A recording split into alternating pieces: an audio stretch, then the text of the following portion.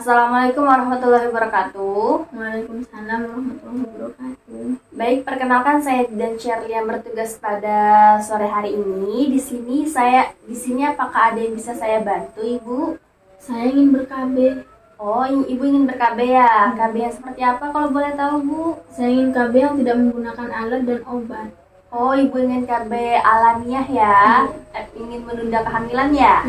Oh, baik. Di sini kalau untuk KB alamiah itu ada berbagai metode ya, Bu. Pertama ada metode KB dengan kalender, ada metode KB dengan suhu basal, mengetahui suhu tubuh kita. Baru ada juga metode KB dengan mengetahui perubahan lendir serviks. Dan yang keempatnya ada metode KB dengan istilah bahasa medisnya coitus interruptus atau ketika bersenggama itu apabila suami ingin ejakulasi tidak dibuang di dalam melainkan di luar seperti itu, mohon maaf. Nah, Ibu ingin KB yang seperti apa? Boleh saya tahu KB kalender itu seperti apa? Nah, oke, baik. Di sini saya akan jelaskan ya, Bu. KB kalender itu seperti apa? Nah, KB ini merupakan alat atau metode untuk mencegah kehamilan dengan cara memanfaatkan kalender, dan alat pemantauannya adalah masa subur kita. Jadi kita harus mengetahui masa subur kita pantau tiap haid. Ibu, mohon maaf sebelumnya, haid Ibu teratur apa tidak? Teratur, Bu, tiap bulannya sekitar tanggal 5, 6, dan 7. Oh, itu datangnya ya sekitar tanggal 5 sampai 7 ya? Oke, baik. Kalau misalnya kayak haid Ibu teratur, Ibu tahu tidak cara menghitung masa subur Ibu? Belum tahu, Bu. Oh, belum tahu ya. Oke, saya ajarin caranya ya, Bu.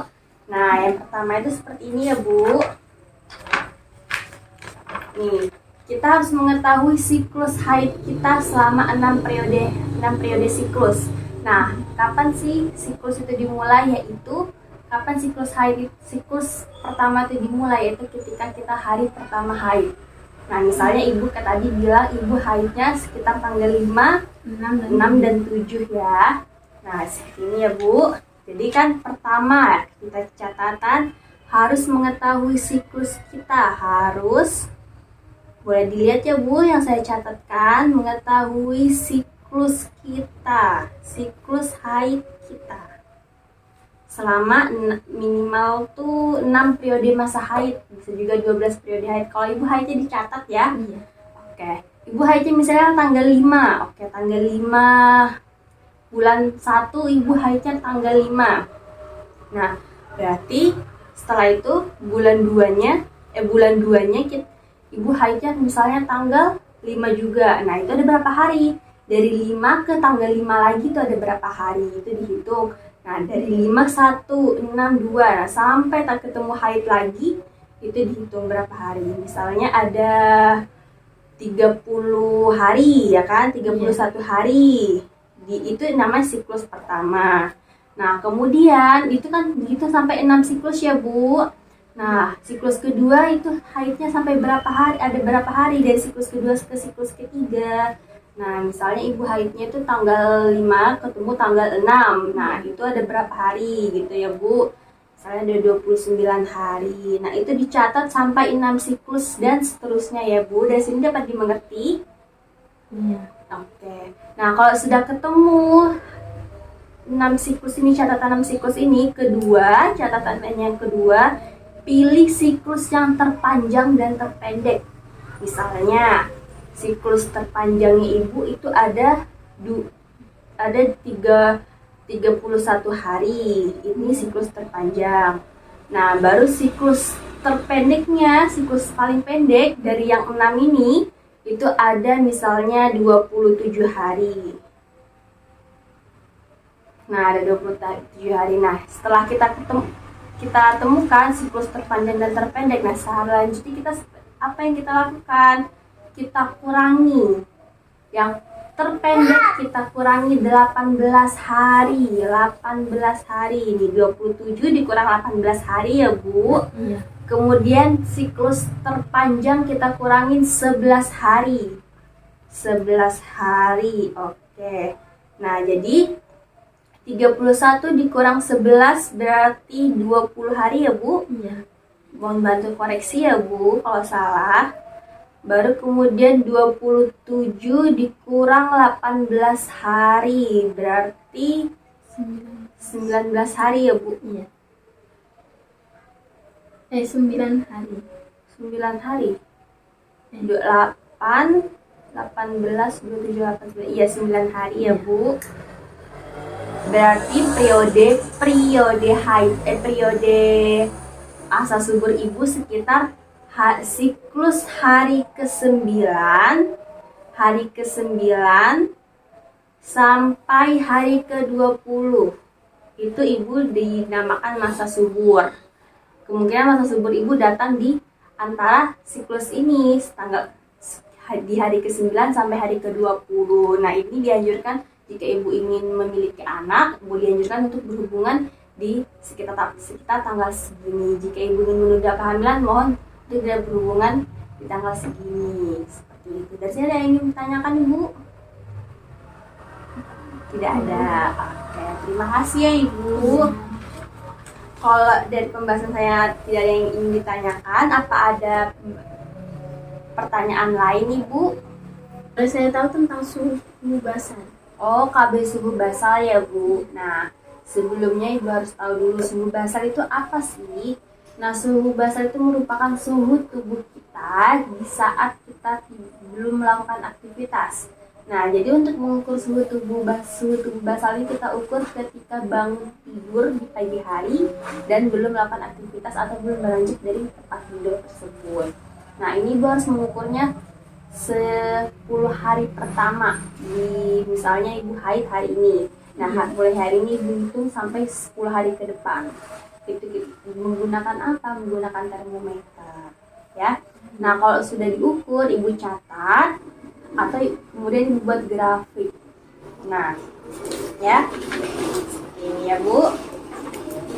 Ibu buat grafik seperti ini. Ini hari pertama, kedua, ketiga, keempat, dan seterusnya sampai hari ke-10.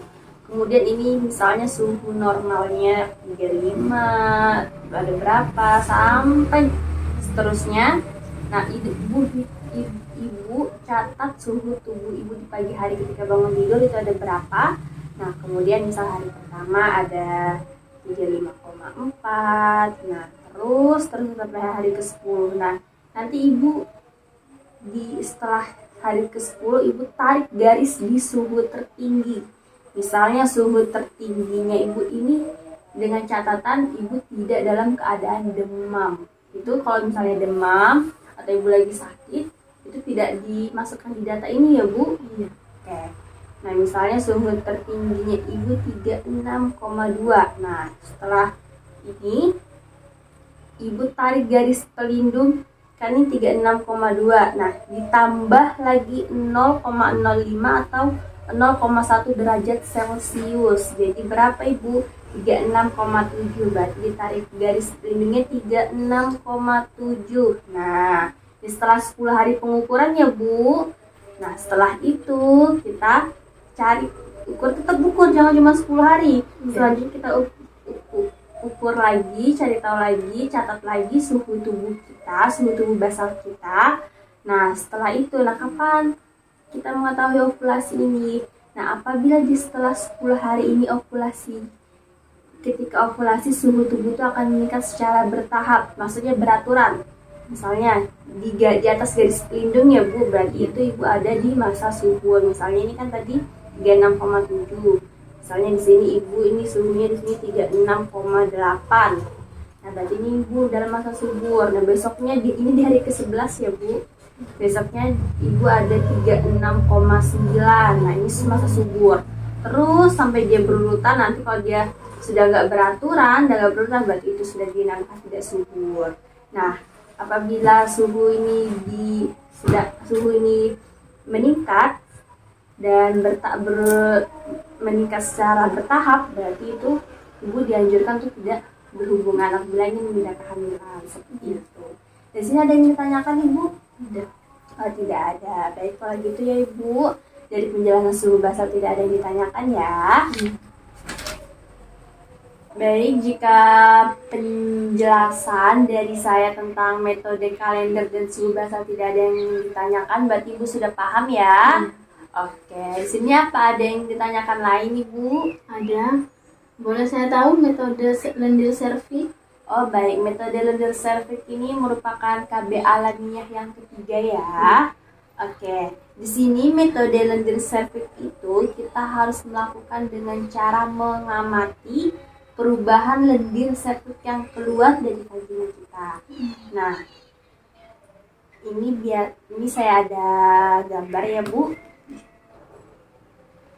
seperti ini. Nah, kita harus tahu misalnya kalau misalnya ibu haidnya 7 hari. Nah, setelah haid itu biasanya memang darah sudah bersih ya Bu, sudah keluar, tapi ada yang namanya cairan yang keluar di vagina kita. Kita harus ngecek, misal kita masukkan jari kita seujung jari aja, seujung kuku aja, atau enggak kita bisa pakai kapas, tapi utamakan tangan harus bersih.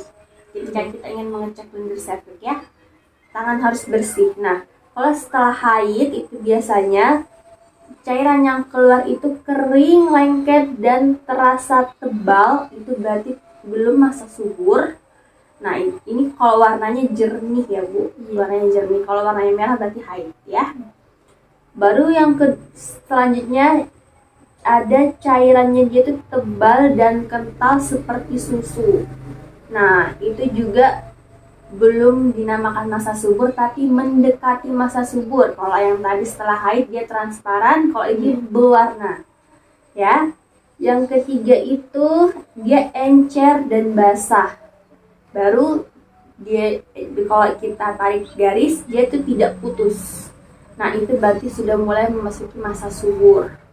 Nah, selanjutnya kalau dia sudah seperti putih telur atau seperti jelly, nah itu berarti masa suburnya sudah selesai.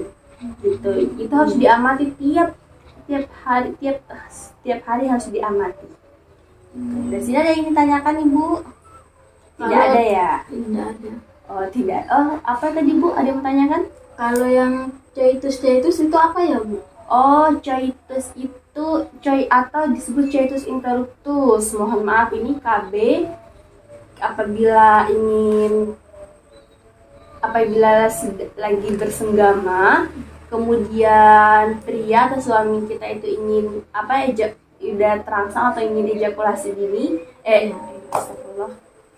atau ingin ejakulasi, nah itu tidak dibuang di dalam, maksudnya segera dilepas, jadi dibuangnya di luar seperti itu. Mohon maaf ya Bu, ini bahasa jelasnya seperti itu. Ya, ada yang ditanyakan?